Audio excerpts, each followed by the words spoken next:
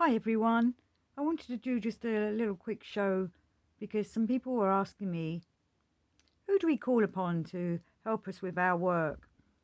And in the Gurdjieff work, I often, before I start reading or if I'm doing Gurdjieff exercises, I might send a little prayer or request up to Mr. Gurdjieff himself, wherever he is in the other realms. I'd like to think he developed his Keshan body and still looks down upon us all from wherever he is.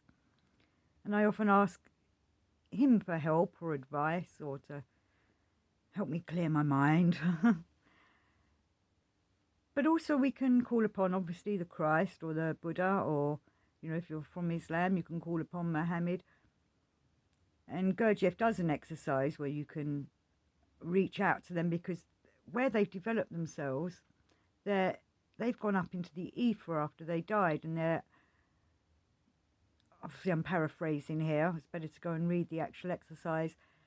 Their etheric bodies are lying in the land, in the sky above the land that they came from, or in the air above them cities. For example, Muhammad would be found above Mecca, and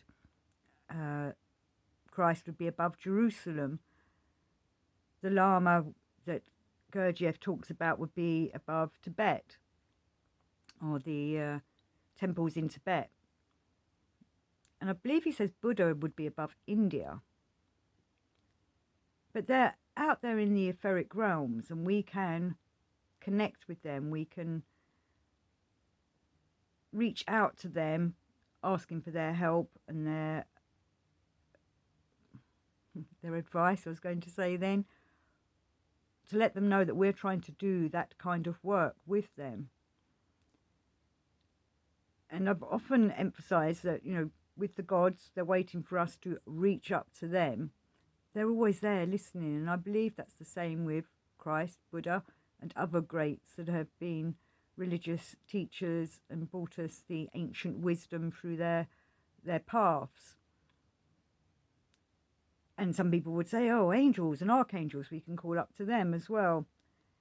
And then I was reading some of Rudolf Steiner's work, so we're talking anthroposophy here, and he talks about a being which I wonder if he created, and he calls her Anthroposophia. And in one lecture I read of him, he gives her a feminine definition, but in this one that I'm doing now, it seems to be he doesn't give her a gender, but it could be down to the translation. But I'm just going to read a little bit from Rudolf Steiner. So he's talking about what anthroposophists should be doing in their work. And he says, irrespective of the fact that individual anthroposophists exist, a feeling should have developed and must develop among them that Anthroposophia exists as a separate being, who moves about among us, as it were, towards whom we carry a responsibility in every moment of our lives. Anthroposophia is actually an invisible person who walks among visible people, and towards whom we must show the greatest responsibility for as long as we are a small group.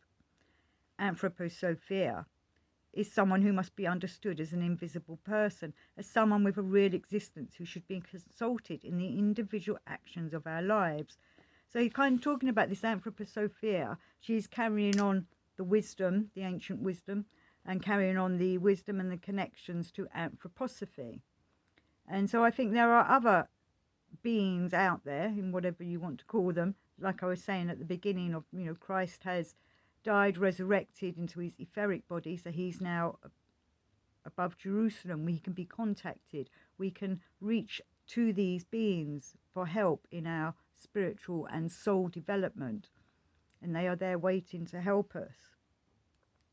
And I know some anthroposophists will come back to me and say, oh, Steiner says that anthroposophia will disappear when there's enough anthroposophists.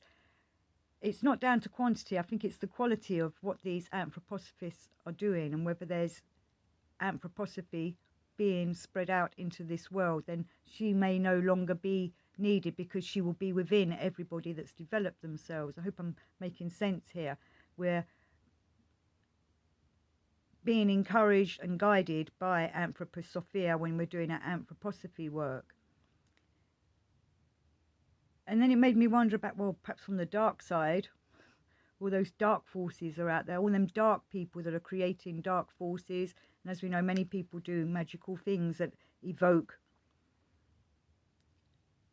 demons, elementals, dark elementals and such like. And if they're not sending them back to where they should return when they finish these magical workings, them dark forces are still walking out and around among us all and influencing people. Like if the good side, the light workers such as Anthroposophia and Christ and Muhammad and Buddha and the Tibetan lamas can reach to us through being these invisible entities that can influence us, hopefully on the right path, on the good path, if we're willing to accept that, then there probably are dark forces as well, which it makes me encourage even more that we need to send out light and love type of forces and prayers and energies into the universe, into the world, especially because so many humans are influenced by dark forces. They might not know where it's coming from and think it's their own thoughts and feelings, but sometimes it is entities. But I just wanted to read some more Steiner, because he says here that Anthroposophia, when he's talking about her, will apply less and less as anthroposophy spreads. But I still think it's a quality thing, not a quantity. Not how many anthroposophists there are, but the quality of anthroposophy that's being brought out by the people. But so long as it remains the property of a small group of people, it is necessary for every action to follow from consultation with the person Anthroposophia. And if one remembers that St. Paul, in his letters, he talks about how when he met Christ in the ether, when Christ appeared to him, which I believe was in the etheric, but he did appear bodily.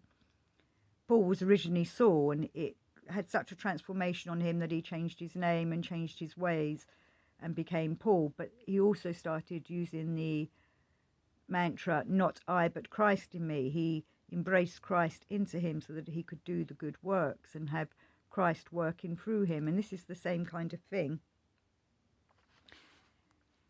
That Anthroposophia should be seen as a living being is an essential condition of its existence. It will only be allowed to die when its group of supporters is expanded immeasurably.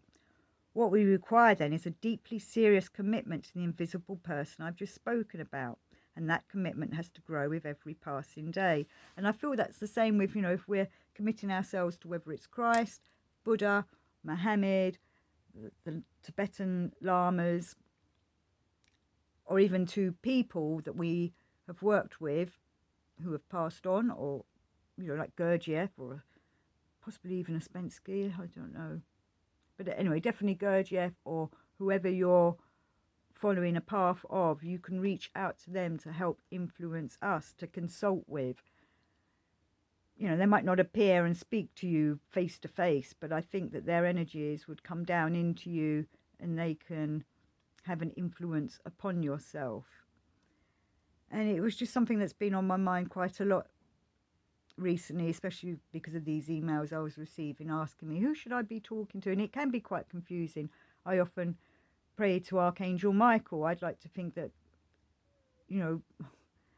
if there is a battle between good and evil, Archangel Michael is the one that's out to be the head of the light side, and I would like to make sure I'm on that side, on that, walk with him. I'd like to walk with St. Michael, the Archangel Michael. May Archangel Michael walk with me. May Christ work within me. May the Gurdjieff work within me. And to do that, I thank Mr. Gurdjieff, every time, and hope that he can hear them prayers. And is it a little blessing I want from him, or just a little wink, just a little nudge in the right direction? But we can do that if we do it with sincerity. They are listening. So I'm going to leave it at that. It's just a little film I just wanted to put out there about all this. Call upon the light forces, but beware that the dark people that go down dark paths will be calling upon dark forces and calling up dark entities. And we need protection from that as well, and not fall down that path. We know when it's good stuff because we can feel it within us. Our solar plexus is like a warning sign. It tells us when we're, if it's feeling all fidgety and nervous energy, it's probably not the right thing. But if it's feeling still perhaps a little butterfly, but a more loving feeling, and you can feel right in your heart, then you're going down the right path and following the right path. But we can call upon these people and these entities.